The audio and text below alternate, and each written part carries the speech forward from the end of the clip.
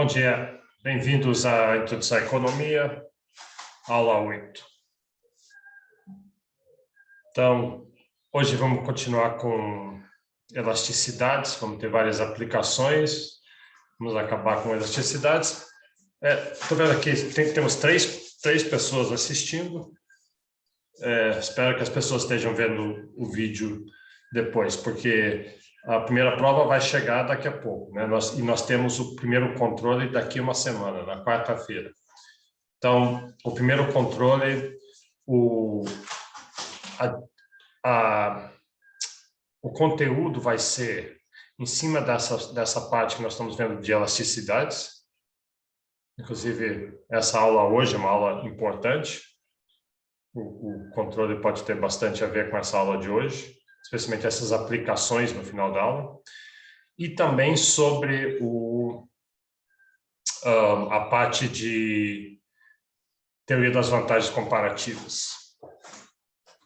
Você olhar dois gráficos lá e dois países produzindo dois produtos e conseguir calcular os custos de oportunidade para saber quem é que tem vantagem comparativa em cada produto e que tipo de troca eles poderiam fazer. Aí, como que será o controle? Como é que você vai fazer? O monitor, eu já estive em contato com o monitor, hoje eu vou entregar o controle para ele, e aí ele vai entrar em contato com vocês para explicar para vocês como que faz. Vai ser no Teams, qual horário exatamente, de quando a quando você vai poder acessar, como é que você entrega de volta. Né? Então, vai ser assim. Alguém tem alguma pergunta sobre isso?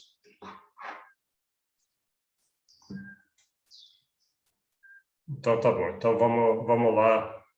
Vamos ver se a gente acaba hoje essa parte de elasticidades, e daí a gente parte depois, na próxima aula, para estruturas de mercado. Monopólios, oligopólios, concorrência perfeita, quais são as consequências, definições e consequências desse jeito de organizar a atividade econômica. Deixa eu compartilhar.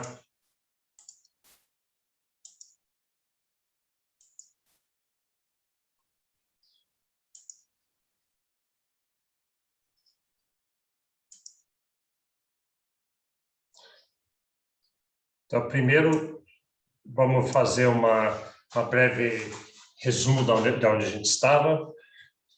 Só lembrando, vamos lá, elasticidades é a sensibilidade de uma variável a outra. A gente viu até agora a elasticidade da demanda a preço, mas existe também elasticidade, a sensibilidade da demanda ao preço de outros bens, que é o que está aí na tela, a gente chama de elasticidade cruzada, e elasticidade renda da demanda. Então, todas essas coisas. A elasticidade de uma variável a outra variável. Quer dizer, aumenta essa outra variável, quanto que essa aqui varia. E hoje vai ficar claro, quer dizer, na aula passada já ficou claro, eu apresentei vários exemplos, inclusive aqueles exemplos de botar impostos do pecado sobre fumo, sobre álcool. Aquilo mostra uma aplicação. Hoje vai ter mais aplicações, vão ter estoques do governo, impostos, salários mínimos. Como é que a elasticidade ajuda a pensar sobre isso? Deixa eu botar um pouquinho isso no contexto. Uma dica para vocês, sempre que você estiver tendo discussões, nem discussões econômicas, discussões sobre como é que o mundo devia ser, política econômica, assim, será que o governo devia botar um imposto nisso aqui? O que acontece se tal firma aumentar o preço de uma coisa? E as pessoas geralmente têm opiniões ou fazem uma previsão do que vai acontecer. Se você quer, aqui está um truque para você, se você quer parecer inteligente, ou na verdade ser inteligente, quando alguém está tendo uma discussão sobre o que acontece se o governo fizer tal coisa, ou se aumentar o preço de uma coisa, ou se acontecer um choque e faltar trigo, ou vai faltar passagem de avião, ou vai ter um excesso de gasolina, o que vai acontecer? As pessoas vão dizer, vai acontecer isso, vai acontecer aquilo, vai acontecer isso, vai acontecer aquilo. Você coça o queixo assim e fala, pode ser, mas depende das elasticidades. Se você falar isso, você vai sempre estar certo, porque esse que é o ponto de elasticidades, que é essas respostas do que vai acontecer quando os choques chegam na economia, se vai levar para um lado, para outro, para falta, para sobra, para escassez, abundância, vai depender das elasticidades, das inclinações das curvas de demanda, das inclinações relativas. Eu vou dar alguns exemplos hoje, especialmente quando chegar nas aplicações hoje, de como disso. Eu vou passar meu queixo e vou falar isso exatamente. E faz sentido, né? Porque a gente viu na aula passada com demandas inelásticas, preços podem variar muito e isso tem pouco efeito na quantidade demandada, na quantidade de equilíbrio. E com demandas elásticas, né, bem deitadas, qualquer variaçãozinha pequena de preço tem grandes consequências em termos de quantidade. Tá? Então, tá. Então, isso tudo meio que recapitulando. A gente parou mais ou menos por aqui. Elasticidade cruzada da demanda. Então, aumenta o preço de um outro bem. O que acontece com a demanda por esse bem? A gente viu como é que calcula. É o mesmo cálculo. É a variação percentual do preço de Y, embaixo do bem Y. Só que a diferença... Opa, isso aqui está errado, né? Isso está errado. Esse aqui está errado, aqui, ó. Vamos lá. A definição embaixo é o bem X, a variação do preço do bem X, em cima a variação da quantidade do bem Y. Então, botando isso em fórmulas, está aqui, essas são as fórmulas de variação percentual. X embaixo, o 1 é o tempo 1, 0 é o tempo 0. Então, o preço aumentou de PX0 para PX1. Eu vou dividir por PX0 para ter a variação percentual. Só que daí eu não tinha reparado isso na aula passada. Bem, eu acho que eu até pulei esse slide. Aqui embaixo devia ser PX. Né? Variação de PX. E aí a gente viu que nós podemos classificar bens como bens complementares de acordo com a elasticidade. Um bem que tenha elasticidade de preço cruzada negativo quer dizer que é um bem complementar. Arroz e feijão, por exemplo. Se você consome os dois juntos, sobra o preço do arroz e vai cair a quantidade consumida de feijão. Porque você come feijão com arroz, sobe o preço do arroz, vou comer menos arroz que está mais caro, aí eu vou comer menos feijão também, porque eu como arroz com feijão. E bens substitutos ao contrário.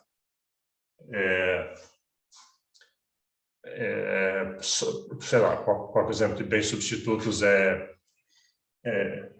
sei lá, ketchup e mostarda. Os dois são condimentos, sobra o preço do ketchup, então você vai comer menos ketchup, mas você ainda quer botar alguma coisa nas suas batatas fritas, então você vai comer mais mostarda. Então é positivo. O aumento do preço de Y leva uma queda da quantidade de... Aqui está errado também. Que coisa. Ah, não, desculpa, não está errado, não. Espera aí, deixa eu pensar bem isso aqui. Não, está errado, sim. Aqui tinha que ser preço do X embaixo, afeta Y, é cruzado, e aqui no complementar e no substituto também. O aumento do preço de X leva uma queda do preço de Y.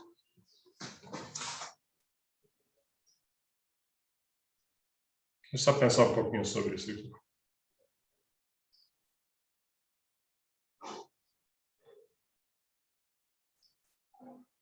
Está errado. Eu preciso mudar isso aqui. Em todo caso, fica o aviso. Eu vou pegar os slides que estão lá e mudar. Porque é cruzado, então, é aumento do preço de um bem. Se levar a queda da quantidade do próprio bem, isso é simplesmente elasticidade normal. Elasticidade cruzada tem que ser do outro bem. Aumento do bem substituto, você aumenta o preço de um bem, cai a quantidade do bem substituto. Então, desculpe a confusão aí. Mas até bom, porque vocês me vendo, me confundindo com isso, aí talvez grave mais na sua cabeça. Ah, tá vendo? Agora eu entendo a diferença entre elasticidade cruzada e elasticidade própria, que a gente chama, elasticidade própria da demanda. E bens não relacionados, aqui também está errado, devia ser X embaixo e Y em cima. Se aumenta o preço de um bem, simplesmente não afeta a quantidade do outro bem, então não são nem substitutos nem complementares, são bens não relacionados, eles são independentes. Tá, ok, agora, aqui que a gente parou, acho, na aula passada, elasticidade e renda da demanda. Então, é a mesma ideia, a gente quer elasticidade e sensibilidade. A gente quer saber a elasticidade da demanda, como é que nossa demanda varia, mas com relação a quê? Antes era com relação ao preço do próprio bem, ou preço de outros bens, e agora é a sensibilidade da demanda com relação à renda. O que acontece quando sobe sua renda ou cai sua renda? Você vai consumir mais ou menos dos bens. E a fórmula é exatamente igual, quer dizer, a mesma ideia, é análogo, uma variação percentual da renda. Lembra que isso é um delta, né? Esse triângulozinho é um delta. Delta quer dizer a variação. Renda no tempo 1 menos renda do tempo 0. Quanto que aumentou sua renda de um mês para o outro, de um ano para o outro. E aí divide pela renda inicial para ter a variação percentual da sua renda. Sua renda aumentou 10%, 5%. Então, o cálculo é simples, né? É uma razão entre duas variações percentuais. E aí a gente usa também isso para classificar bens. Então, se a elasticidade de renda da demanda é positiva, é acima de 0, quer dizer, sua renda aumentou 10%, a quantidade de determinado bem aumentou também, então é um bem normal. E a gente chama de bem normal porque fica pensando assim, se você ficou mais rico, se você tem mais renda, se tem mais poder de compra, a maioria dos bens você vai consumir mais bens. Você vai consumir mais suco de laranja, talvez vai cortar o cabelo mais frequentemente, você vai gastar mais gasolina, você vai viajar mais, você vai mais para o dentista, a maioria dos bens você vai fazer mais. Então, bens normais. Então, tem meio que essa ideia de que boa parte dos bens, você ficou mais rico, você vai consumir mais daqueles bens. Ou a mesma coisa ou mais, né? Só que tem alguns bens que você vai consumir menos. Você ficou mais rico, e aí você vai consumir menos daqueles bens. E exemplos disso são... Acho que a gente chegou a ver isso na aula passada ainda. Exemplos disso são... A gente chama de bens inferiores. São bens que você está consumindo, você preferia consumir outros bens, mas com aquela sua renda não dá para consumir. Então, você está comprando um produto de uma qualidade inferior, você está comprando... sei lá, carnes inferiores, né? Carnes tem várias graduações, tem filé mignon e picanha em cima, e tem carne de pescoço embaixo, salsicha embaixo. Então, você fica mais rico, você vai consumir menos salsichas e mais contrafilé. Você vai consumir menos verduras normais e mais verduras orgânicas, sei lá, alguma coisa assim. Então, esses são bens inferiores. Você vai andar menos de ônibus e andar mais de táxi, ou Uber, ou carro, né? E bens, tem alguns bens que aumentam a sua renda e você não altera a quantidade consumida. Você vai consumir a mesma quantidade. Então, é um bem de consumo saciado. Você só quer consumir aquela quantidade, sua renda já dá para consumir aquela quantidade, você por isso já está consumindo, aumenta a sua renda, você não vai consumir muito mais. Não sei, algum exemplo disso seria talvez corte de cabelo, né? Talvez corte de cabelo, você corta o cabelo uma vez a cada 2 meses, você já faz isso, aí você ganha na loteria, sua renda sobe, e você continua fazendo isso. Não vai cortar, agora eu posso cortar o cabelo todo mês, talvez. Talvez você vai pegar um cabeleireiro mais chique, sei lá, alguma coisa para se gabar para os seus vizinhos, mas Em geral, você não vai fazer, não vai querer cortar muito mais o cabelo do que você já corta. Idas ao dentista, sei lá. Bom, aí a gente fala assim também. Tem alguns bens que eles são elásticos com relação à renda. Bens que são elásticos. Então, um bem elástico é um bem que sua renda aumenta 10% e você vai consumir mais do que 10% daquilo. Então, você era realmente restrito com relação à renda. Aumentou sua renda, você realmente vai consumir mais. Tem alguns outros bens que você vai consumir mais, se aumentou seu salário, aumentou sua renda, você vai consumir mais dele, mas não tanto assim. Se a sua renda aumentou 10%, você vai consumir 5% a mais. Quer ver um exemplo que a gente vai usar no final da aula hoje? É café. E na história do Brasil teve choques no café, mas café é um pouco assim, se você aumenta a sua renda, você até pode consumir um pouco mais de café, mas em geral não. Talvez um café melhorzinho do que você vinha consumindo antes, mas você só quer mais ou menos aquilo mesmo, né? Então, aumenta sua renda 10%, você vai consumir 5% a mais de café. E se for um bem inferior, aí a elasticidade de renda é negativa, né? Você aumentou a sua renda e você vai consumir menos daquele bem, menos salsichas.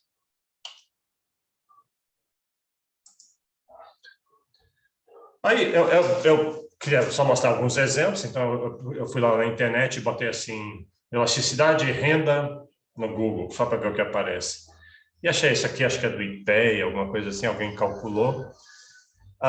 Então, eles calcularam com relação ao consumo e dispêndio. Isso não é importante, vamos olhar só consumo aqui. Então, açúcar cristal é um bem inferior, lembra no slide anterior? Se for negativo, é um bem inferior. Açúcar cristal acho que é um açúcar mais grosso, né? Eu nunca entendi muito bem aquilo. Refinado, ele é mais branquinho, mais fino. Acho que açúcar cristal é mais bruto, mais barato. Bom, então, você vê, o refinado já é um bem com a necessidade de renda positiva, mas menor do que um. Quer dizer, se aumentar sua renda 10%, você vai consumir só 1,7% a mais de açúcar refinado. Um bom exemplo. Aí tem vários outros. Vamos ver se só tem um aqui que é um bem com demanda elástica, que é suco. Então, sua renda aumenta 10%, você vai consumir 11% a mais de suco. Tá? Mais ainda do que o seu aumento de renda. Mas a maioria, então, na prática, você vê em todos esses exemplos aqui, 2008 também, a maioria dos bens são bens inelásticos com relação à renda. Aqui um outro exemplo aqui tem 3 exemplos de bens elásticos. Sucos diet, diferente de diet, chocolate diet. Então, quando a sua renda aumenta, você fica preocupado com o seu peso, né, pelo jeito. Se fosse assim, você esperaria que... Será que é porque pessoas mais ricas são mais gordas, então se preocupam mais com peso? Ou... sei lá. Tá. Bom, aí tá. Aí, lá no começo, eu mencionei a lei da demanda, repara as aspas aí, lei da demanda, porque não é uma lei. Lembra? Uma lei, quando a gente fala uma lei da física, por exemplo, a lei da gravidade, é uma lei, ela se aplica sempre e todo lugar. Toda partícula no universo está sujeita à lei da gravidade. Lei da demanda tem uma exceção. Então, não é bem uma lei. E qual que é essa exceção? Lembra o que é a lei da demanda? A lei da demanda é que, se aumentar preço, cai quantidade. Preço e quantidade são negativamente relacionados. E eu mencionei, isso é óbvio, né? Uma coisa que todo mundo sabe. Uma criancinha sabe, sua avó sabe, que se aumentar o preço, as pessoas vão comprar menos. Se baixar o preço, a gente compra mais. Comerciantes têm isso muito, muito claro na cabeça deles e eles usam isso para tentar maximizar o lucro deles. Mas existe uma exceção. Então, a lei da demanda quer dizer que a curva de demanda é negativamente inclinada. Uma exceção seria dizer que a curva de demanda para algum bem seria positivamente inclinada. Aumenta o preço, aumenta a demanda.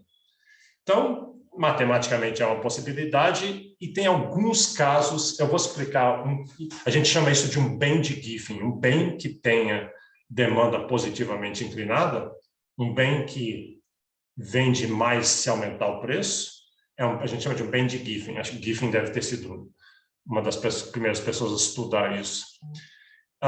E vamos ver um exemplo. Agora, a ideia de entender o exemplo é o seguinte, que é um exemplo tão forçado. Depois vou dar alguns exemplos mais razoáveis, mas esse é o exemplo clássico de livro-texto. É um exemplo tão forçado no sentido... É um evento histórico, aconteceu de fato, mas é tão excepcional que é quase... É a exceção que confirma a regra, né? Diz assim, precisou tantas condições estarem válidas, tantas condições improváveis estarem válidas para surgir um bem de Giffen, que a gente pode, com tranquilidade, presumir que, dizer assim, todos os bens do mundo são bens que cumprem a lei da demanda, demanda negativamente inclinada. Então, o bem de Giffen é assim, Irlanda, século XIX, Irlanda era muito pobre naquela época, e aí, então, as pessoas eram tão pobres que a renda era tão baixa, próximo do limiar da subsistência, que as pessoas tinham que quase todo o orçamento deles da alimentação, quase todo o orçamento ia para alimentação e quase toda a alimentação era batata. Então, pensa assim, as pessoas gastavam 85% da sua renda com batatas, né? Porque batatas eram baratas e com batatas tinha muitas calorias, você conseguia atingir aquele mínimo de calorias que você e sua família precisavam para sobreviver. Todo mundo meio que passando fome, quase que mal sobrevivendo com batatas. Desliga aí o microfone, por favor. Então, as pessoas quase que mal sobrevivendo com batatas. E aí supõe o seguinte, aí aumenta o preço da batata, por alguma razão. Algum choque de oferta e demanda de batata, aumentou o preço das batatas. Aí, pela lei da demanda, você diria assim, puxa, aumentou o preço das batatas, então as pessoas vão consumir menos batata. Essa é a lei da demanda. Só que o que aconteceu?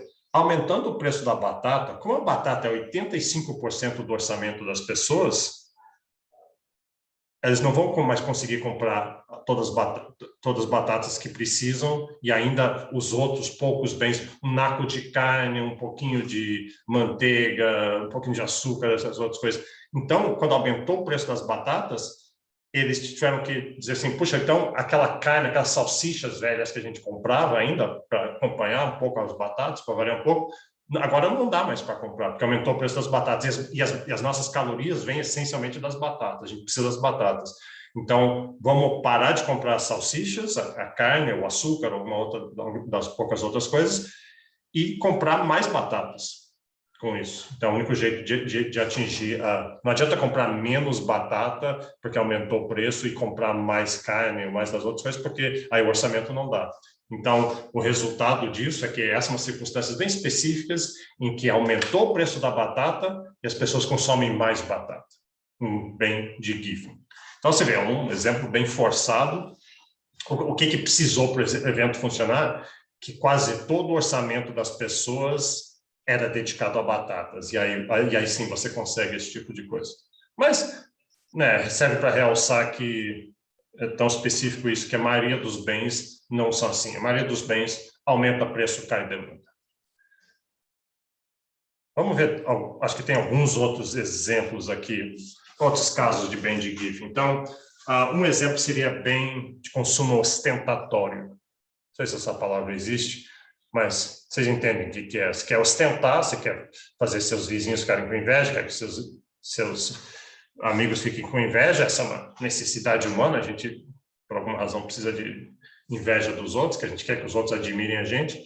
Então, um jeito que muita gente tem que fazer é vou ostentar. Então, você compra um bem que é caro, um relógio caro, um óculos caro, roupa cara, você vai para restaurantes caros. E aí, suponha que o carro que você tem, ou o relógio que você tem, cai de preço.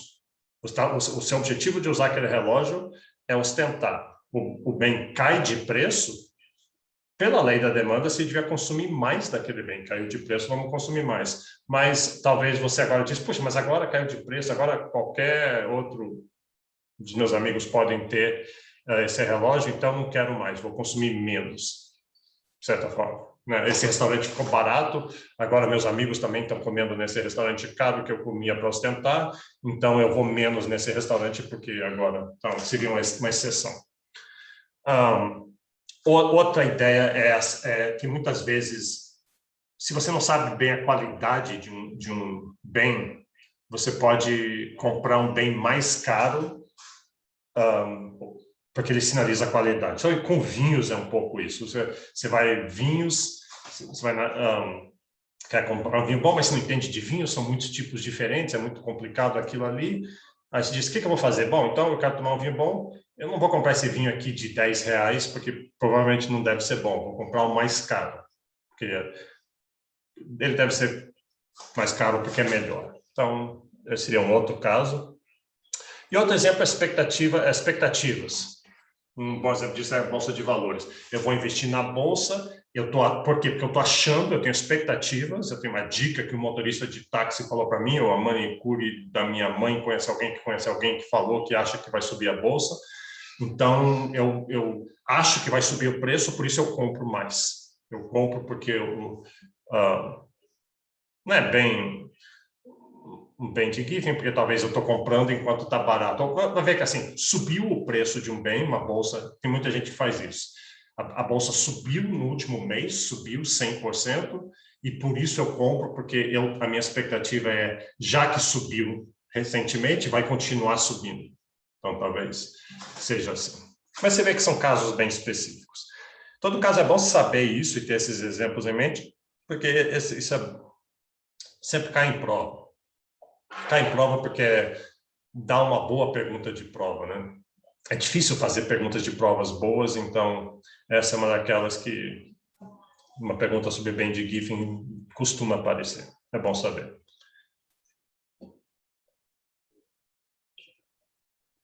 Okay. Elasticidade de preço da oferta. Ok, já vimos elasticidade de preço própria, elasticidade de preço cruzada, elasticidade de renda da demanda. Agora, o que é elasticidade preço da oferta? Eu não vou botar muita ênfase nisso aqui, vamos ver meio que rapidamente para chegar nas aplicações, mas a lógica é a mesma. A elasticidade é sensibilidade do que? Da oferta. Como é que a oferta varia? Como é que varia a propensão de produtores, plantadores, ofertadores de serviço, de oferecer serviço, de produzir, de gerar aquilo, mas relativo ao quê? Ao preço. Então, se preços de cortes de cabelo sobem, barbeiros, cabeleireiros e outros que mexem com cortes de cabelo vão ficar felizes. Subiu o preço, eles vão querer ofertar mais. Se agora eu vou deixar meu salão aberto, eu deixava do meio-dia até as 4, agora que eu posso cobrar mais, eu vou oferecer mais, vou deixar aberto até 6. Então, ofertar mais porque o preço subiu. Mas quanto mais? Qual que é essa variação? Né? Se o preço da oferta subiu 10%, eu quero oferecer mais, mas eu quero oferecer mais do que 10% ou menos? Então, é uma necessidade de preço da oferta elástica ou inelástica? Então, o resto é tudo igual, é tudo análogo aqui. A variação do preço de oferta, eu sou um plantador de verduras, o preço das verduras subiu, agora eu posso cobrar mais, eu quero ofertar mais verduras, vou plantar mais, vou colher mais, vou levar mais para o mercado, mas quanto mais? Então, subiu 10%. Eu vou oferecer mais do que 10% do que eu vinha oferecendo, ou menos, ou exatamente 10%. A ideia é a mesma. O cálculo é o mesmo, eu calculo a variação percentual nos preços, lembra o delta, o triângulozinho quer dizer variação no preço, divididos pelo preço inicial da variação percentual, da variação percentual no preço, no denominador, variação percentual da quantidade no numerador. E aí, o resto é bem análogo. Se a elasticidade de preço da oferta é maior do que 1, então eu digo que é uma oferta elástica. E o jeito de pensar é a mesma coisa, é elástica, é sensível. Sobe o preço, as pessoas estão produzindo mais, muito mais. Sobe o preço uma certa porcentagem, o aumento da oferta é bem maior. Outros bens, sobe o preço, os produtores vão querer ofertar mais, mas não tanto assim. A resposta é menor percentualmente do que o aumento de preço. E sempre existe a possibilidade matemática de sobe os preços 20% e as pessoas querem oferecer exatamente 20% a mais, então seria uma oferta com elasticidade unitária, é a fronteira entre o elástico e o inelástico, mas só que por uma coincidência muito grande você estaria exatamente ali. Então, oferta elástica, esse é assim que você viria num gráfico, de novo, é a inclinação da curva. Então, uma oferta elástica, repara que ela está bem deitada, ou seja, uma variação no preço, o preço passou de 4 para 5, então isso é 22%, você pode calcular, faz 5 menos 4 divididos por 4. E mais uma variação de 5 para 4, levou uma variação grande, a oferta passou de 100 para 200. Então, foi uma variação grande, você pode calcular 200 menos 100 divididos por 100. Isso parece certo para você? Bom, tem que olhar isso aqui, mas em todo caso, a variação nos preços aqui levou uma variação maior ainda na quantidade, porque ela está muito deitada. Então, é uma oferta elástica, é uma oferta sensível a preços. Se o preço subir, as pessoas querem produzir mais. E uma oferta inelástica, repara que ela está mais vertical aqui, uma variação na quantidade gera um aumento na quantidade, desculpe, uma variação no preço, a mesma variação que a gente teve antes, gera uma variação na quantidade, mas uma variação menor do que a variação nos preços. Então, o preço aumentou, isso leva a um aumento da oferta, mas um aumento relativamente pequeno. Deixa eu pensar um pouquinho sobre esses números aqui, que olhando assim eu não estou entendendo.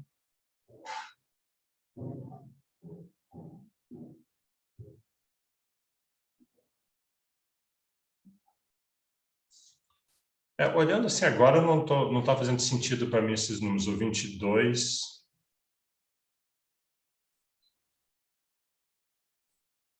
aumentou de 4 para 5. Então, aumentou 1 sobre 4. Para mim, aqui devia ser 25. Então, de 100 para 10, aqui está certo, 10%, mas aqui devia ser 25.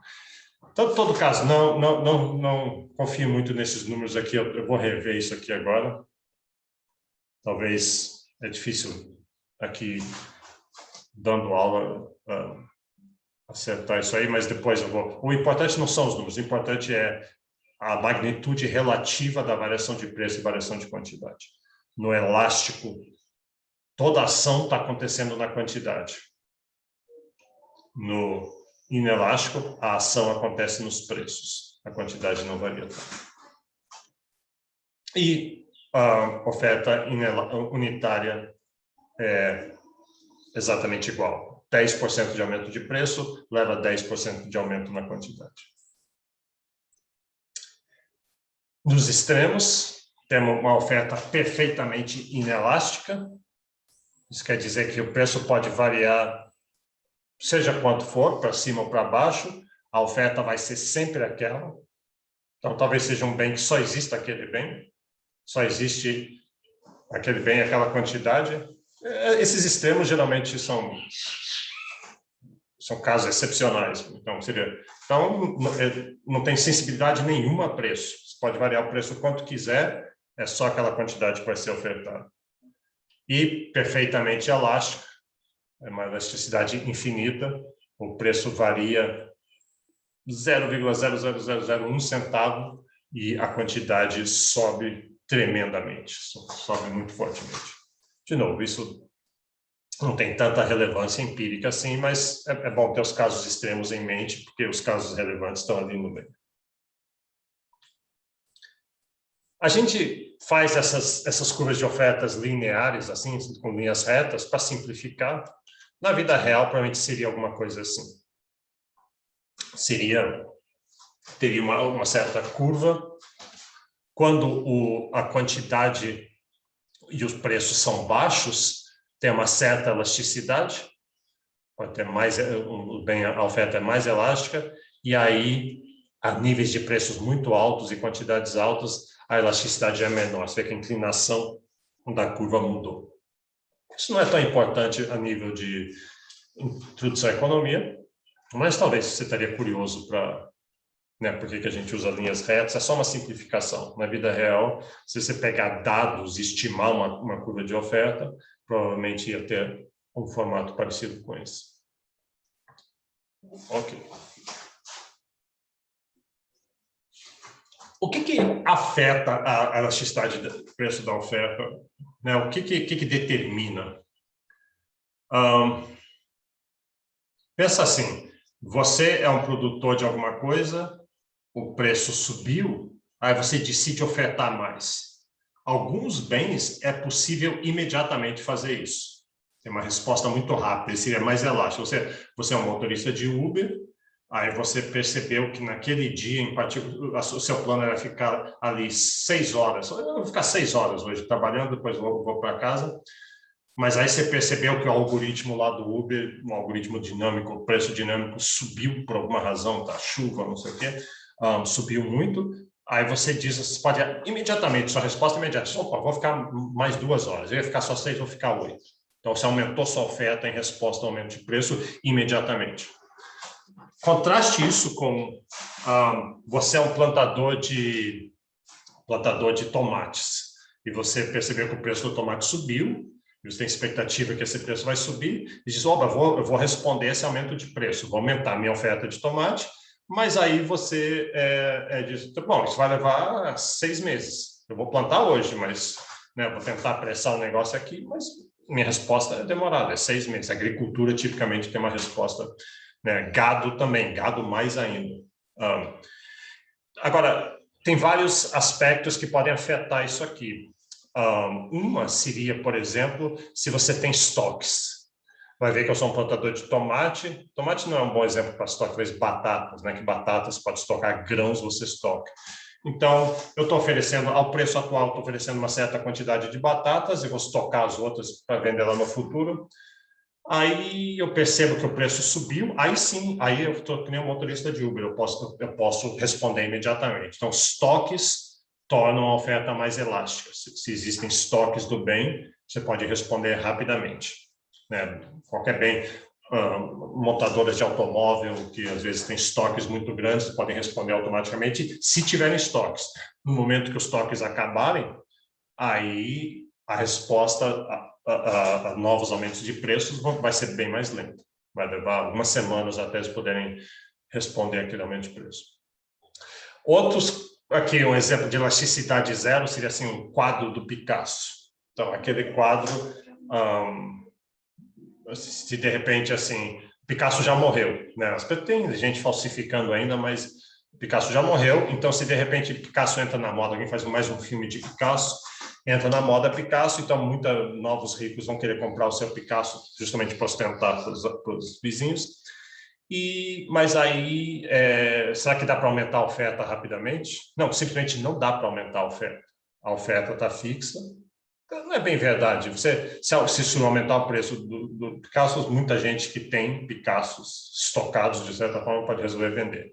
Mas dá para entender que tem alguns bens que simplesmente não dá para aumentar a oferta. Então, não tem a elasticidade da oferta é zero. E a última coisa, essa é a diferença entre longo prazo e curto prazo. Então, nos exemplos que eu já dei, já ficou meio claro isso, né? No longo prazo,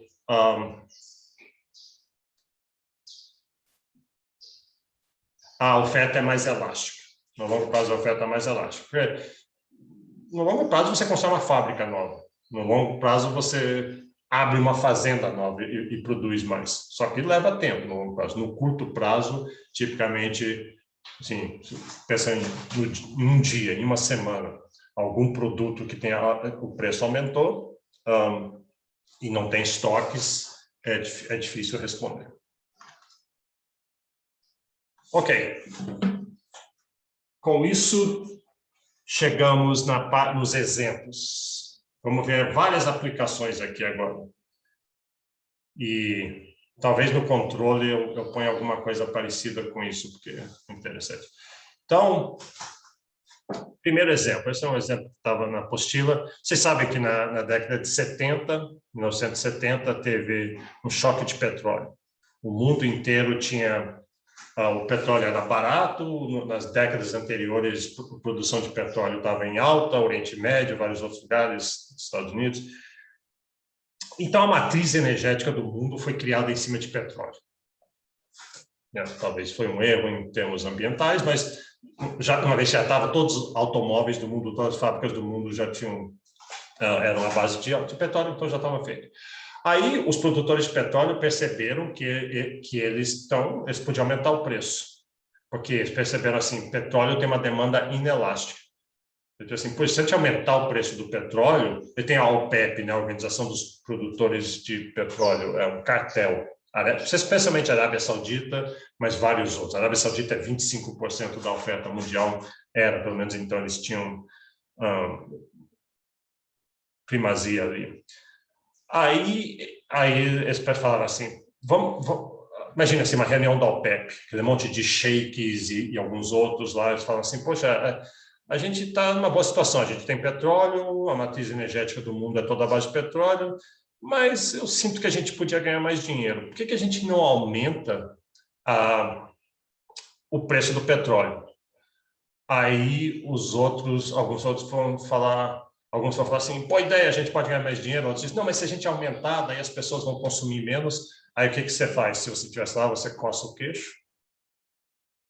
Depende das elasticidades. Aí todo mundo olha para você, esse entende, esse cara entende. Porque é verdade, depende das elasticidades. Então vamos olhar as elasticidades. Petróleo tem uma demanda inelástica. A situação era, e até hoje que é uma demanda inelástica. Mas especialmente naquela época era inelástica, quer dizer, não tem substitutos. Se aumenta o preço, as pessoas vão ter que continuar consumindo. A curva de demanda é bastante inclinada, né? É bastante vertical. Então, aí eles viram, tem razão, a demanda é inelástica, por isso nós podemos aumentar o preço, as pessoas vão consumir menos, o mundo vai comprar menos, mas a gente vai aumentar o preço. Eles aumentaram 400%, né? Quintuplicaram o preço, né? 400% é quintuplicar. Se um aumento de 100% você dobra, 200% triplica, 400%. Né? E, claro, caiu o consumo, mas caiu menos do que 400%. Então, foi um bom negócio para eles, mas aí gerou uma crise mundial. Isso no curto prazo, ali na década de 70. Mas no longo prazo, a demanda por petróleo já era mais elástica, porque no longo prazo você tem substitutos. A demanda por petróleo é inelástica porque tem poucos substitutos. Como eu falei, a matriz energética estava toda ali à base de petróleo, não tem o que fazer. Então, a partir disso, mas o mundo reagiu, o mundo começou a investir em energia, por exemplo, álcool no Brasil, o programa do álcool no Brasil foi exatamente uma resposta a esse tipo de coisa, energia nuclear, energia elétrica, energia substitutos, ou simplesmente economizar no uso, fazer máquinas, o tamanho dos carros nos Estados Unidos, especialmente, que tinham umas banheironas grandes, consumiam gasolina, eles chamam lá de gas guzzlers, né? São engolidores de gasolina, só de ligar o carro você já gastou 3 litros, e os carros ficaram menores, mais econômicos. Então, essa é a resposta no longo prazo, ou seja, a demanda por petróleo se tornou mais elástica no longo prazo. Então, esse é um exemplo interessante, né? Mas que é só para mostrar uma demanda inelástica. Essa era a demanda. Eles aumentaram o preço bastante, esse aqui é um aumento significativo, e houve sim uma queda, porque a lei da demanda garante isso, mas uma queda relativamente pequena. Então, a receita aumentou. Você ganhou pelo aumento de preço, perdeu pela quantidade, mas você ganhou mais pelo preço do que perdeu pela quantidade. Exemplo número 2. Vocês conhecem também a história do Brasil, o café. O Brasil, no começo do século XX, o maior produtor de café. 70% e 75% do café produzido no mundo naquela época era do Brasil. E café tem uma demanda inelástica, né? Ou seja, se aumenta o preço do café, cai a quantidade consumida, mas não cai muito. Por várias razões, um pouco a natureza da demanda do café, essa ideia de que você não quer tomar tanto café, tem né, todo mundo, pergunta para sua mãe, para sua avó, para o seu tio, todo mundo tem essa ideia. Não, eu só tomo uma xícara de manhã, uma depois do almoço. O seu tio, eu tomo 5 xícaras ao longo do dia, e aí você diz, pois, mas o café fica mais barato, você não quer tomar 10 agora? Aí seu tio vai falar, né, 5, 6, tá, ficou mais barato, eu vou tomar mais uma ou duas. É inelástico, a resposta é menor do que a variação no preço. Então, o Brasil tinha um monopólio, e ser inelástico também quer dizer se aumentar o preço, você vai continuar tomando. Então, né, café é um narcótico, você prefere abrir mão de um monte de outras coisas antes de parar de tomar o café. Aí o Brasil também resolveu fazer um cartel, foi a política de valorização do café. O problema é que o Brasil produzia café demais, isso é esquisito, depois não é um problema que se produz demais, produzir demais não é bom, mas que se produz demais, o preço cai, mesmo sendo inelástico, o preço cai. Então o Brasil preferia, a ideia foi o seguinte, a gente está produzindo café demais, vamos comprar esse café e estocar ele. Aí a gente garante que o preço vai ficar mais atraente para os produtores. Só que um grande problema disso é que teve uma briga interna. Todo mundo concordou que o Brasil devia fazer isso. Mas se você é um fazendeiro, se você é um estado produtor de café, você gostaria do seguinte, você gostaria de dizer o seguinte, não, eu São Paulo, eu quero que o Rio de Janeiro, o Espírito Santo e Minas Gerais e os outros estados, eles estoquem o café deles, eles vendam menos. E eu quero vender mais, porque o preço vai subir, então eu quero vender mais. O cartel, a OPEP, tinha esse problema também. Cada produtor de petróleo quer que os outros produzam menos, façam o preço subir, mas que aí eles ficam tipicamente vendendo escondido, vendendo debaixo do pano, vendendo por laranja. Então, cartéis são sempre difíceis. É esse problema do caroneiro, do free rider que está escrito aí. Mas o Brasil conseguiu mais ou menos resolver. A solução foi o seguinte: o governo comprava o café. Então, o governo naquela época eram os próprios cafeicultores, era a elite cafeicultora exportadora que dominava o governo, então era natural que o governo fosse fazer isso. Então, o governo comprava o excedente do café, estocava, no começo estocava e depois vendia em anos subsequentes, quando o preço do café voltava a bons níveis, mas eventualmente com a Grande Depressão, e aí a demanda despencou para o café, o governo começou a queimar. Vamos comprar o café para defender a receita dos exportadores, dos nossos clientes, e a gente queima, porque é impossível o mercado absorver tanto café, mesmo nos 10 anos seguintes, mesmo se a gente parasse de produzir. Então, eu queimava. E acabou que isso funcionou para manter a renda e o nível de investimento durante a Grande Depressão, que foi um período difícil. Foi uma política keynesiana, a gente vai estudar mais para frente políticas keynesianas. Mas o ponto não é esse. Aqui, qual que é o ponto? Vamos comparar esse cartel do petróleo que a gente falou e esse cartel do café, essas intervenções na oferta. Bom, o petróleo tem uma elasticidade de renda alta. Então, vamos ver o que quer dizer isso. Quer dizer que se o mundo fica mais rico, o mundo vai consumir mais petróleo. E não só mais, mas proporcionalmente mais. Então, o mundo cresceu 10%, digamos, em 2 anos, 3 anos, e a demanda por petróleo vai ser mais do que 10%.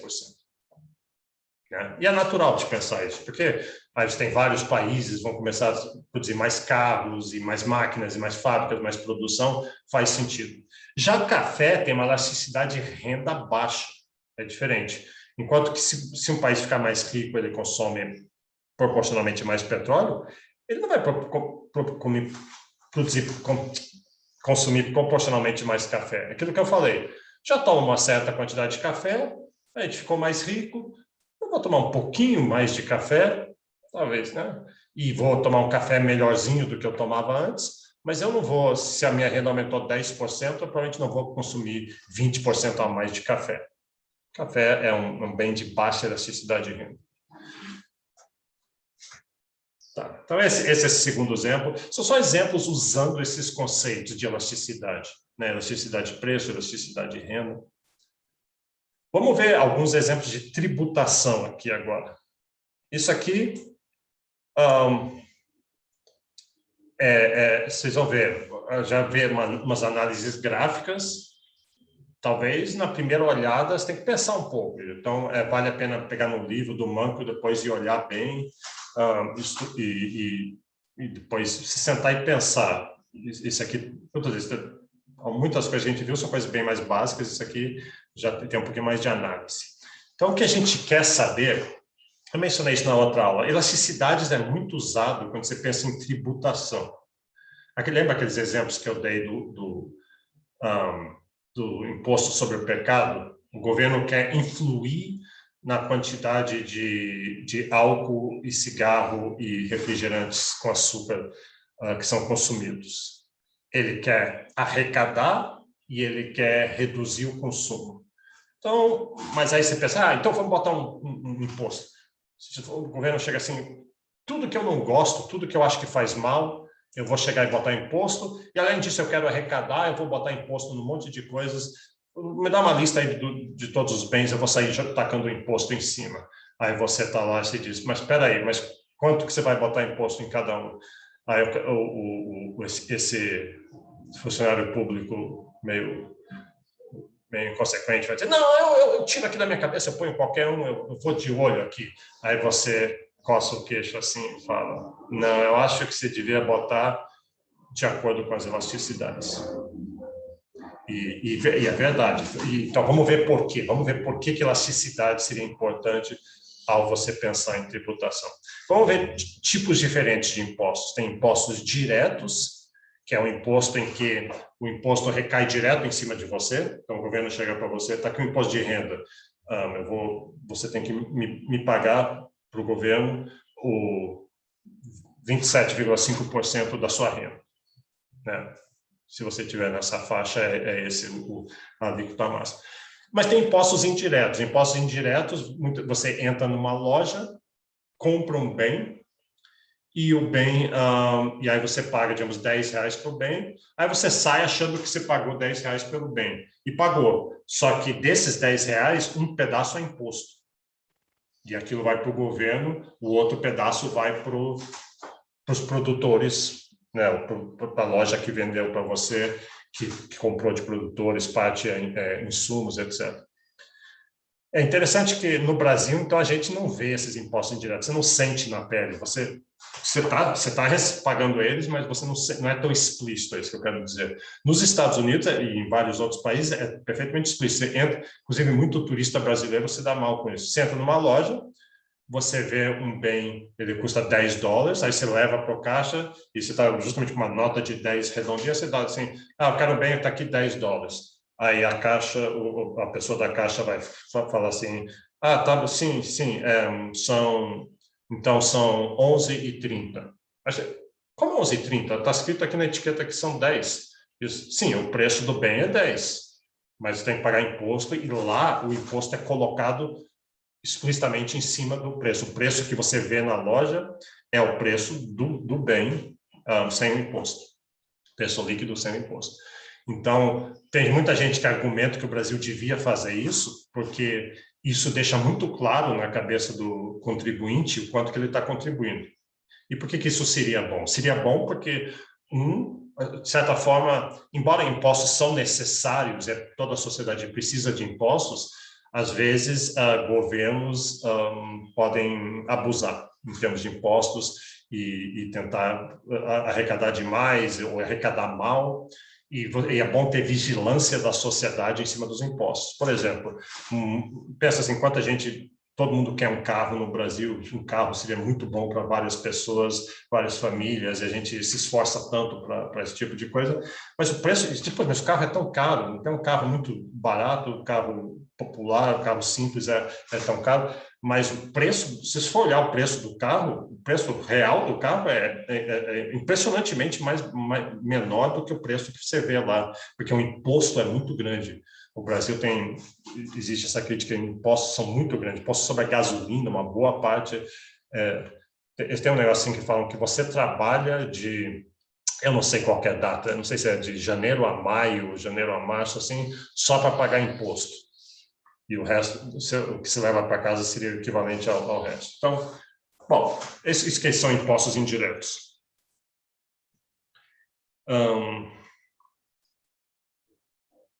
Então, vamos ver alguns exemplos. O que interessa para a gente é isso, que impostos mudam os incentivos e os comportamentos dos consumidores, mas dependendo da elasticidade.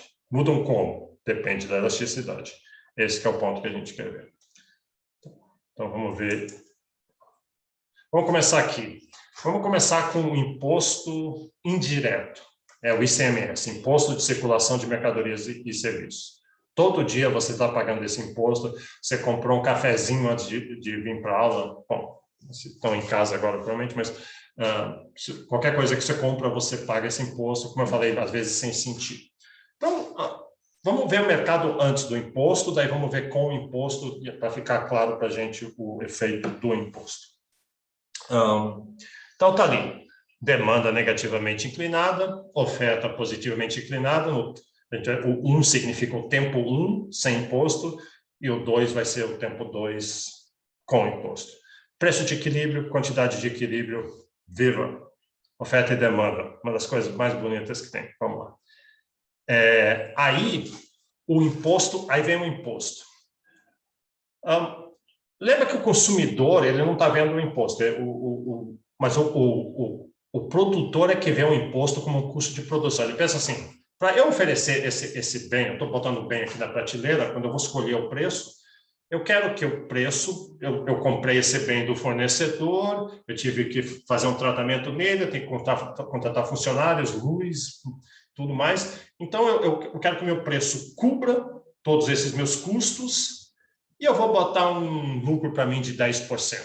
E assim que eu calculei o preço, o vendedor, o dono da loja, calculei o preço assim. Nesse mundo sem imposto.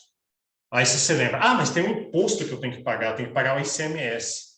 Então, assim, então eu vou ter que aumentar esse preço. Eu vou ter que cobrir, eu vou simplesmente somar. Eu tenho esse preço que eu fiz, levando em conta os insumos, os meus gastos. Agora eu vou botar um imposto. O imposto é só mais um gasto. Que nem eu pago eletricidade, pago meus funcionários, pago todo o resto, eu pago imposto. É mais uma coisa. Então o custo dele aumentou, então é como se a curva de oferta dele se deslocou para cima. A cada nível de preço, ele está disposto a oferecer menos do produto agora, porque tem esse custo a mais. Então, a gente viu, se deslocou a curva de oferta para cá. Então, essa é a curva de oferta com o imposto. Sem o imposto, com o imposto. Então, ele vai cobrar com o imposto. Aqui está a curva de demanda, a gente vai pegar o ponto onde a demanda cruza com a curva de oferta. A curva de oferta que está valendo é com o imposto. Então, é esse ponto aqui. Vamos colocar ele aqui. Esse ponto 3. Esse é o preço que está valendo. Esse é o preço que ele vai cobrar, que é a curva de oferta que está valendo, é a curva com imposto. E a demanda, o consumidor não está vendo nada disso, ele só vai olhar a etiqueta. Mas a etiqueta agora inclui o preço do imposto. Então, o consumidor vai olhar esse preço P3 e a curva de demanda diz para ele que a esse preço eu quero essa quantidade 2. Então, esse é o preço de equilíbrio que o consumidor olha. Mas a gente quer se perguntar algumas outras coisas.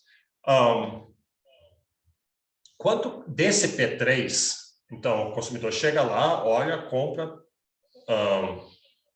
Q2, quantidade Q2, paga P3, mas desse preço P3, quanto que vai para o dono da loja e quanto que vai para o governo? Bom, ele vai recolher P3 ali na hora e põe no caixa P3. Mas daí ele vai chegar para o governo, lembra que ele tem que pagar essa distância aqui, a distância entre oferta 1 e oferta 2, justamente imposto. Essa quantidade aqui ele vai pagar para o governo, de P2 para P3. E a quantidade que ele retém para ele, o produtor, é P2. Então, o consumidor paga P3, o dono da loja recebe isso, mas tira essa diferença entre P3 e P2, dá para o governo, tem que pagar imposto, e daí o resto fica para ele. Né? Então, agora, o que a gente quer fazer com isso? Isso aqui já é interessante, a gente já vê como é que se divide essas coisas, mas olhe bem para isso, coce o queixo e diz, mas espera aí, essas quantidades aí dependem das elasticidades. Só tenta visualizar na sua cabeça que se você mexer as inclinações tanto da oferta e da demanda, a quantidade que vai para o governo, a quantidade que vai para a produtora, tudo vai variar. Vamos tentar fazer isso para ver. Vamos fazer a mesma coisa, primeiro com uma demanda elástica. Então, lembra o que é uma demanda elástica? Quer dizer que o consumidor é bastante sensível a preço. Vai vir um imposto, o imposto vai fazer subir o preço, mas o consumidor é sensível a preço, então o imposto... vamos ver quais são os efeitos aqui. Então, o equilíbrio inicial estava aqui, sem imposto. É a demanda e a oferta. Aí o vendedor percebe, é bom eu embutir o imposto dentro do preço que eu vou cobrar, porque eu vou ter que pagar isso para o governo, então eu vou embutir aqui. Ao fazer isso, a curva dele de oferta diz, puxa, os custos são maiores, agora com o imposto eu vou oferecer menos a cada nível de preço. Então, a oferta desloca para cá. Então, agora, a nova oferta, a oferta que está valendo é essa aqui agora, com o imposto. A demanda é a demanda, o consumidor não está ciente dessas coisas. E o preço é P3, que nem antes. Não é o mesmo P3 de antes, porque a curva de demanda mudou, né? Então, não é exatamente o mesmo valor, mas aqui é P3. Aí, a gente vê como antes, essa distância P3 para P2 vai ser paga de imposto. O dono da loja cobrou P3 do consumidor. No primeiro momento ele ficou feliz, oba, peguei esse P3, é para mim. Ele disse, não, eu tenho que pagar imposto. Então, pega um pedaço daqueles P3. Se P3 é 10, por exemplo, ele vai dizer, uns R$3 disso aqui eu vou ter que pagar para o governo. E aí sobrou 7 para ele. Se isso aqui for 10, isso aqui for 7, 3 vai para o governo. Só que, repara o que aconteceu aqui agora. Desse imposto aqui, a gente pode dizer, a diferença P3 para P2, quem é que está pagando mais? Certa forma de pensar. Quem é que está pagando mais? Você vê que com a demanda elástica, o consumidor, esse pedaço aqui, relativo à situação sem imposto, o consumidor está pagando menos do que o produtor, do que o vendedor. Por quê? Porque a demanda dele é inelástica. Desculpe. A demanda é inelástica. E nesse caso, a oferta é elástica. Quem é elástico tem substitutos. Então, você sempre vai perder menos. Quem é elástico sempre perde menos. E o produtor é elástico. Né? Então, aqui, nessa situação, ele vai pagar mais. O imposto recai especialmente sobre o produtor. Isso é interessante ver isso, essa ideia. Você vê muito esse tipo de discussão quando aumenta o imposto, tem um choque qualquer, vai recair sobre quem? O jeito de responder isso é coçar o queixo e dizer depende das elasticidades. Vamos fazer um exemplo contrário a esse aqui. Vamos fazer Aqui, a demanda é inelástica. Nesse caso, o consumidor é inelástico. O consumidor também é o preço. Ele não é muito sensível a preço. Mesmo se o imposto for grande, ele não vai reduzir tanto, e o preço subir muito, ele não vai poder reduzir muito. Ele tem uma certa necessidade daquele bem. Ele tem poucos substitutos. E a oferta aqui é elástica. Então, nesse caso, a gente vê isso, a demanda é inelástica, ela está mais deitada do que antes. Olha, comparação entre os dois, veja a demanda.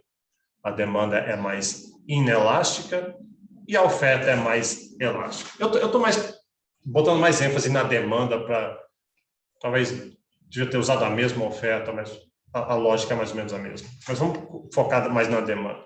Então, nesse caso, é a mesma coisa.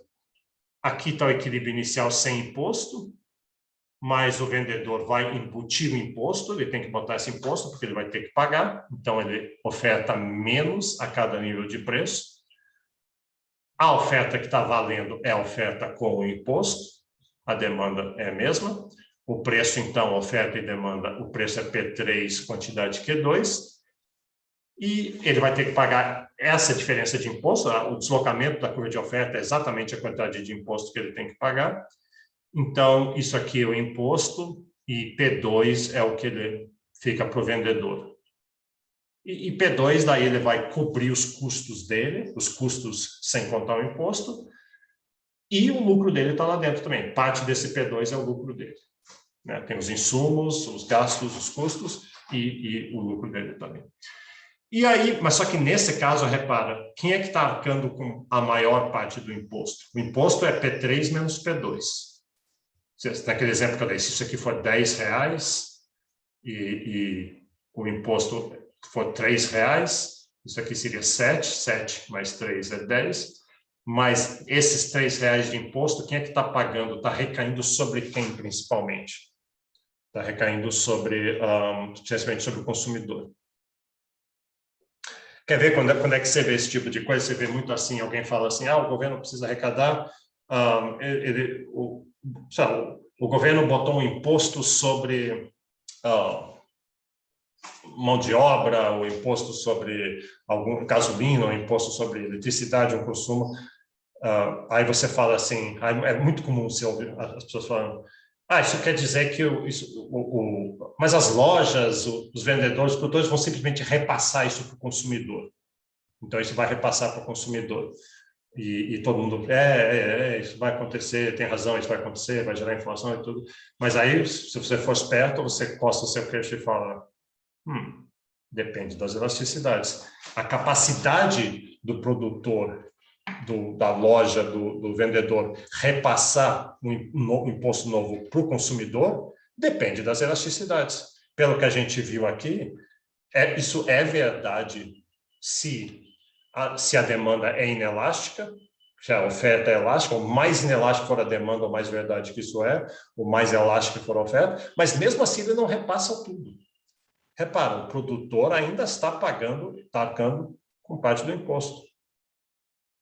Para o produtor poder repassar tudo totalmente, seria necessária demandas e ofertas, ou alguma combinação assim, perfeitamente inelásticas, o que raramente é o caso. Então, o imposto sempre recai sobre os dois. A questão é, proporcionalmente, recai mais sobre um sobre o outro. Se for o caso que a demanda é elástica, aí provavelmente esse novo imposto vai ser absorvido pelo produtor. Qual seria o caso? Seria o caso um produtor de algum produto e com demanda elástica, então aquele produtor sabe que ele não pode aumentar muito o preço, se ele aumentar o preço, ele perde o consumidor. O consumidor tem substitutos, tem opções, vai embora. Aí o governo taca um imposto sobre esse produto, aí o vendedor sabe, diz, olha, eu não vou... Eu gostaria de repassar todo esse imposto, deixa o consumidor ficar com isso, mas se eu fizer isso, eu perco o consumidor, ele é elástico. Então, a minha única opção é eu vou absorver a maioria desse aumento de impostos reduzindo o meu lucro. Ele não quer fazer isso, mas é a natureza das elasticidades. Né? Então, isso você vê que é bem mais sutil e bem mais rigoroso do que simplesmente bater na mesa e dizer assim, vai repassar tudo para o consumidor. Tipicamente não é assim, raramente seria assim. Ok, deixa eu fazer mais um exemplo hoje, que eu acho que tem mais, temos uns 3 ou 4, mas aí isso aqui é bom não apressar. Isso aqui eu acho útil, é interessante, mesmo que se não for fazer economia, é uma boa coisa para um cidadão ter essas noções, né? Ajuda você a pensar e entender várias coisas. Agora vamos ver o imposto cobrado dos consumidores. Então, aqui seria ou um imposto direto, como imposto de renda, mas aí não é consumidor, aí é alguém que tem renda, né? Então, suponha o imposto cobrado direto dos consumidores, é meio esquisito, seria assim, ó, você vai numa loja, compra um produto, não tem imposto, paga o produto, aí você vai para casa, consome o produto, mas em algum momento o governo bate na sua porta e diz, ó, você consumiu tal coisa, você tem que pagar o imposto. O governo está cobrando não do produtor lá indiretamente via o produtor, mas ele está cobrando diretamente. Eu não consigo pensar num exemplo exatamente agora. Tem que ser alguma coisa como talvez terra ou automóvel, assim. Você compra um automóvel, talvez pense isso, IPVA. Você compra um automóvel, aí você está pagando outros impostos quando você compra um automóvel. Tem vários impostos, aliás, uma pedação de imposto, 30%, 40% de imposto. Mas, além desse, aí você comprou o carro, está feliz, está em casa, aí 3 meses depois, o governo, aqui nesse caso o governo local, né, não é o governo federal, o governo local chega uma cartinha para você, está aqui sua conta do IPVA. Como assim? É um imposto de veículos automotores. Aí, né, vai ser uns 1.000, 2.000, 3.000 reais. Aí então o governo está cobrando diretamente de você. Não é no ato da compra e não é via o comprador. Seria um exemplo disso aqui. Em todo caso, vamos ver. Então, aqui está o equilíbrio sem o imposto. Essa é a quantidade de carros, de certa forma, o gasto que você teria com carros, tem um equilíbrio. E agora, como o imposto recai sobre o consumidor, ele não vem através do vendedor, não é um custo, a oferta é a oferta, o imposto não está embutido na oferta, que o produtor nunca vai ver esse imposto, ele nunca não faz parte dos custos dele. Então, a oferta fica no lugar, ao contrário de antes, onde ele tinha que cobrar esse imposto, então ele embutia na oferta. O que é o consumidor, a demanda do consumidor, quando ele está pensando em comprar carros, mas ele se lembra, mas depois eu vou ter que pagar esse imposto. Então, a curva de oferta se desloca para a esquerda e para baixo. Ou seja, ao mesmo preço de antes, né, esse preço, quando ele estava pensando, eu vou querer essa quantidade de Q1, mas tem um imposto. Então, mesmo a esse mesmo preço do carro, eu vou querer menos. Eu vou querer gastar menos com o automóvel, porque eu vou ter que ter dinheiro para esse imposto. Então, a curva de demanda deslocou, o novo equilíbrio está aqui. Como tem um imposto, faz sentido que ele vai querer menos daquele bem. E a gente vê que o preço de equilíbrio, então, o carro que ele vai querer comprar vai ser um carro mais barato, porque ele justamente tem que ter dinheiro para o imposto. Então, essa situação e a distância entre os dois, né, o preço, essa variação de preço entre os dois aqui, o imposto está exatamente aqui. Claro que você vê que o imposto não é igual à queda do preço, porque tem as elasticidades que estão afetando isso. Então, vamos ver isso aqui. Vamos ver como é que as elasticidades afetam tudo isso aqui. Então, vamos começar aqui do ponto zero, sem o imposto. A oferta é a oferta, ela não é influenciada, a demanda estava aqui. Com o imposto, a demanda veio para cá. Então, esse é o novo preço. Esse é o preço. Então, a esse preço, essa é a quantidade de gasto com automóveis, ou com esse bem, seja qual bem for. Esse aqui é o equilíbrio, mas isso aqui é o que ele pagou na loja. Você foi na loja, você pagou P2 para levar o seu produto, mas depois o governo vai bater lá na sua porta e diz, você comprou aquele produto, Q2 unidades daquele produto e pagou P2, por isso, pela legislação, você tem que pagar para a gente imposto. Então, o imposto vai acima disso. Ele já pagou P2 quando comprou, mas ele tem que ainda pagar essa diferença. E o imposto é essa distância aqui. né? O deslocamento da curva de demanda, o deslocamento vertical, é exatamente esse imposto. Então, o preço final que ele pagou de fato é o preço que ele pagou pelo produto, P2, mais o imposto que ele pagou mais o imposto que ele pagou. E olha que essa proporção aqui, se diz, puxa, mas não, a proporção está errada, porque ele pagou quase a mesma coisa de imposto que ele pagou pelo bem. A gente tem a impressão que imposto geralmente é 10%, 15%, imposto de renda 27%, mas alguns bens, como automóveis e algumas outras coisas, não tá muito errado isso aí, não, no Brasil. Bom, aí a gente pode dizer o seguinte, a gente pode fazer aquela divisão, mas quem é que está realmente pagando esse imposto relativo à situação sem imposto? E a gente diz assim,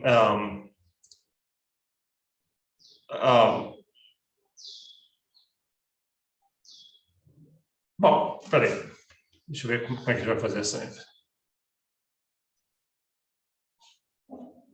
Tá, não, aqui acho que a ideia aqui não é ver tanto essa arrecadação, aqui é ver o que acontece com o tamanho do imposto, a quantidade de imposto pago, se a gente considerar elasticidades diferentes. Vamos mudar as elasticidades e ver como é que isso afeta a arrecadação. Isso é importante por quê? Porque imagina assim, uma agência do governo falando assim, poxa, a gente precisa arrecadar, vamos jogar um imposto ali que a gente cobra dos consumidores de automóveis, dos consumidores de outras coisas, que a gente precisa arrecadar. Aí vamos mostrar que se isso vai funcionar ou não, se isso vai ser uma boa estratégia arrecadatória, depende das elasticidades. Então, vamos fazer. Então, esse é o caso em que a demanda é muito elástica, né? Então, é uma demanda elástica e uma oferta inelástica. Então, nesse caso aqui, a gente parte do equilíbrio inicial, a demanda cai quando se percebe que tem imposto, você vê que a arrecadação, pode não parecer, mas a arrecadação ficou um pouco menor, né? Porque a demanda é elástica. A lição aqui é essa, que um governo que quer arrecadar, você não quer botar um imposto sobre o consumo de alguma coisa elástica. O elástico tem substitutos. Quando você põe o imposto lá, o preço sobe, aí esse consumidor vai para o substituto. E a não ser que você esteja também taxando o substituto, você não vai arrecadar. Geralmente a regra é que você quer botar um imposto sobre o inelástico. Aqui está um pouquinho, aqui essa ideia de mexer tanto a oferta como a demanda altera um pouco as coisas, mas talvez seja melhor manter a mesma oferta e só variar a necessidade da demanda. Mas a regra é essa. Se você é elástico, você foge do imposto. Então, um governo que quer arrecadar, quer botar impostos em cima do inelástico. E aqui está o exemplo contrário. Aqui a demanda é inelástica. Então, vem o imposto, toda aquela outra lógica acontece. Com o imposto, a demanda se desloca. E você vê que o imposto vai arrecadar muito. A diferença entre P3 e P2 é grande. Como é inelástico, a queda da quantidade foi pouca. O preço subiu, mas as pessoas continuaram comprando. Então, o governo conseguiu arrecadar muito em cima daquilo ali. E você pode fazer a mesma lógica aqui também de quem é que arca com imposto. Se a demanda é elástica, quem arca com imposto no final das contas, assim, no bojo total das coisas, porque as quantidades e preços variavam, é como se do imposto, quem está pagando mais relativo à situação sem imposto é o produtor. E o consumidor elástico paga pouco, arca com pouco do imposto. Já o consumidor inelástico, ele arca com muito do imposto.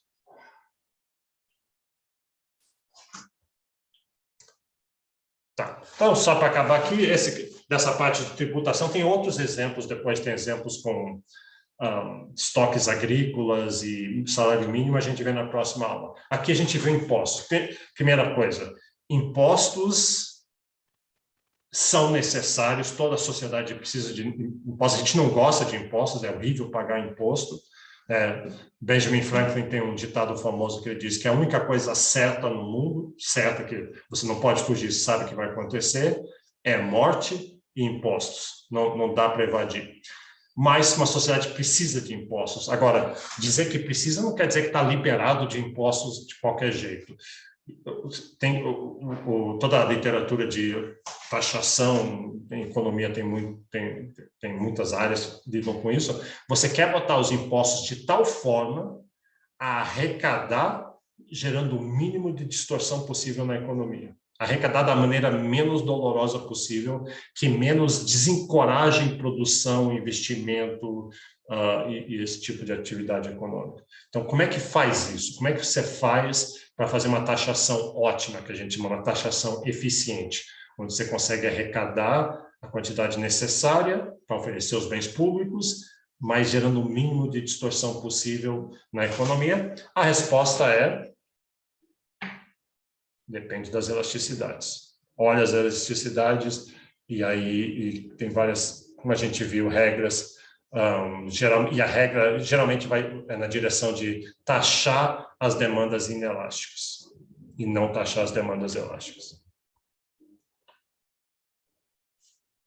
Então tá. Vou parar isso aqui. Alguém tem alguma pergunta, alguma questão sobre isso, sobre qualquer outra coisa?